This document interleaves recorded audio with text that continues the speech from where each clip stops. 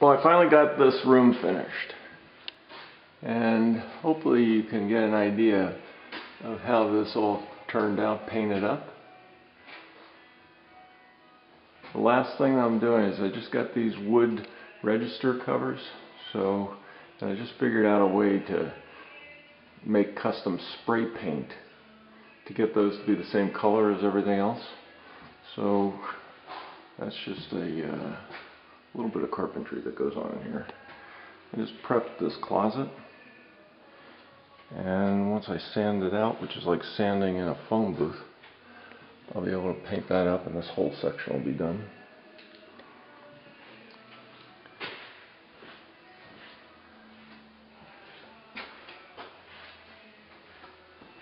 A little tough at this time of the day with the light.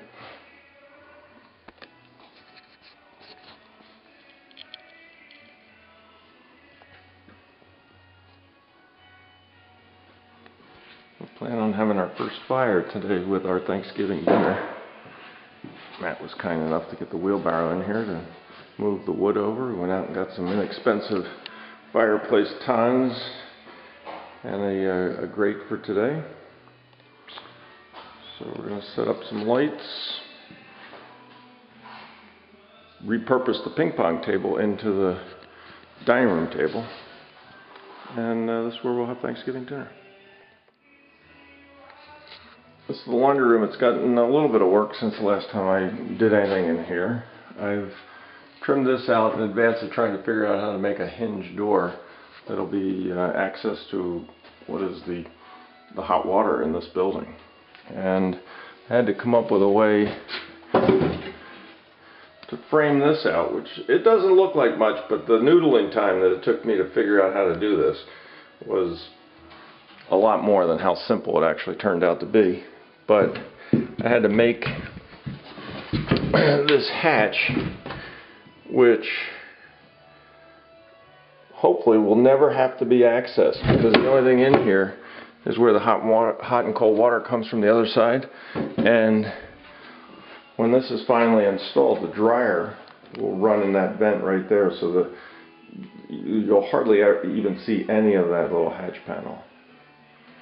But got this all prepped and primed and caulked and puttied and built all these cased openings.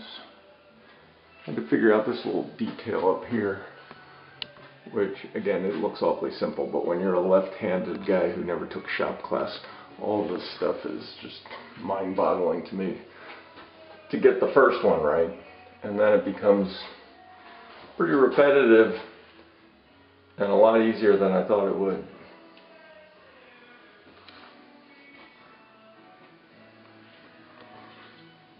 So this is the his and her closet with the kind of the I'm going to build built-ins along this back wall, and that's where sweaters and sweats and jeans will go, kind of in like a cubby system. Hung all the doors.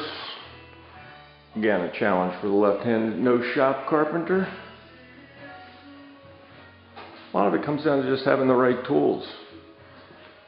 Key to doing this was having a 6-foot level.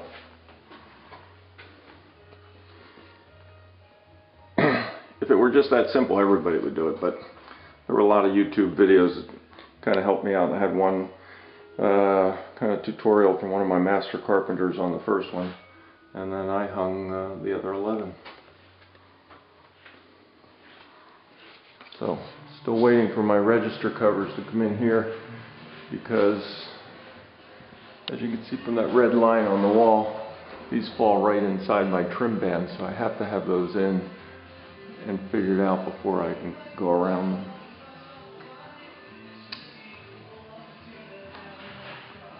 But that's as far as I've gotten on the master bedroom.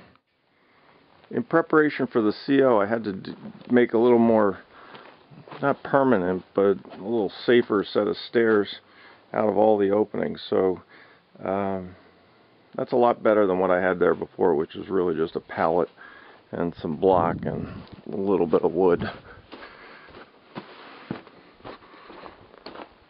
But I went with platforms versus stringers because they were a lot easier. So the front step was pretty easy. It was really just a matter of leveling, putting blocks underneath of it, and getting them stable.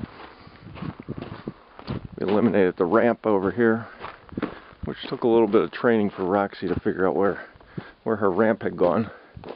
And these platforms, we think we can get away with no handrails because they're less than 3 risers. We might have to put one on that back side, but those will come out. But ultimately, there's going to be a deck that's going to come off of this, and off of this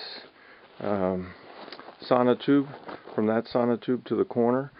There'll be a post coming out of that sonotube, and there'll be an arbor over the top of this at the same height as the connector roof.